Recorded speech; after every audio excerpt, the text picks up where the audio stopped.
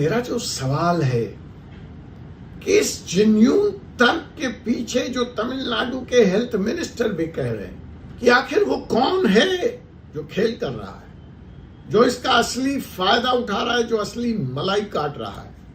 क्योंकि तर्क तो राज्यों के अधिकार का है, लेकिन ये कॉलेज राज्य के थोड़ी है। समझिए गेम को।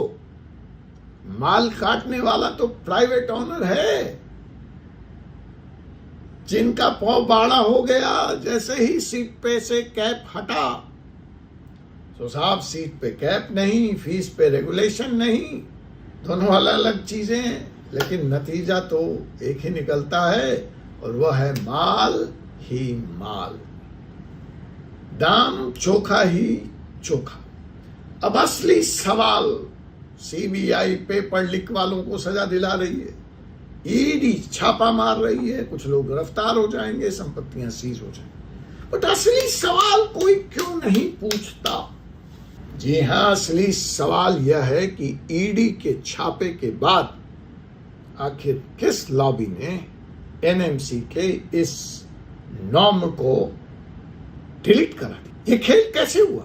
किसके इशारे पे हुआ? किस लॉबी पे हुआ? बार बार अडानी अंबानी, अडानी अंबानी।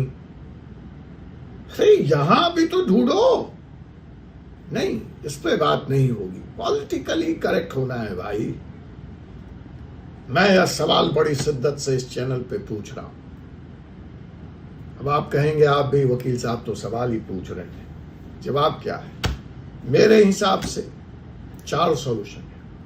अगर हम इस देश के पब्लिक हेल्थ सिस्टम को, अपने युवा छात्रों के भविष्य को, होनहार डॉक्टरों को सुधारना चाहते, बनाना चाहते, तो बड़े बड़े भाषण देने के बजाय 4 छोटे छोटे काम करें। काम नंबर 1, एनएमसी की इंस्पेक्शन को सरप्राइज रहने दो। इंस्पेक्शन की वीडियो डॉक्यूमेंट तैयार कराओ। एक्सेसल एलोकेशन पूरी तरह से लॉटरी से करो, और यह इंक्रिप्टेड हो। जब शेड्यूल ही लीक हो रहा है तो इंस्पेक्शन का क्या मतलब है? एनआरआई कोटा की डिफिनेशन पे जुडिशियल स्क्रूटनी की सख्त जरूरत है। सुप्रीम कोर्ट को संज्ञान लेना चाहिए।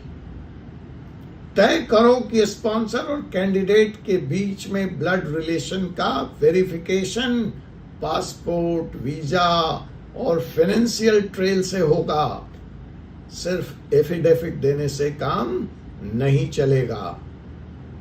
और तीसरा, आप भले डीम्ड यूनिवर्सिटी बना लें, लेकिन आप भी फी रेगुलेशन के दायरे में आएंगे, और यह मुद्दा ठीक से सुप्रीम कोर्ट में उठाना चाहिए। एंट्री 66 और एंट्री 25 की रोशनी में वह जो गैप है centre list and concurrent list का, that needs to be address. और चौथा, सीट की ज्योग्राफिकल डिस्ट्रीब्यूशन पे एक पॉलिसी डिसीजन आए। या आखिर बिहार को क्यों 2 सीटें और तेलंगाना को क्यों 22 सीटें?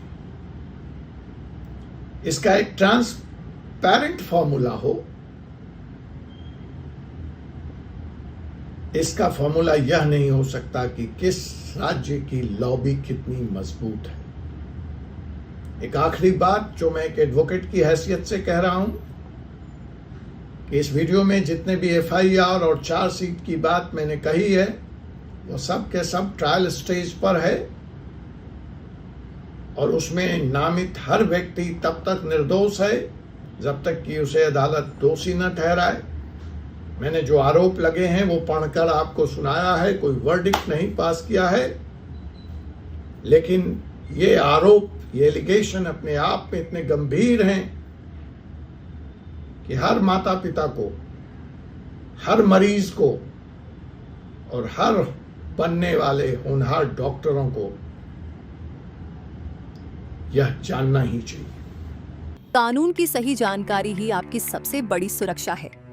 इसलिए कानून से जुड़े ऐसे ही महत्वपूर्ण वीडियो देखने के लिए हमारे YouTube channel 4C supreme law को अभी सब्सक्राइब कीजिए। Thank you.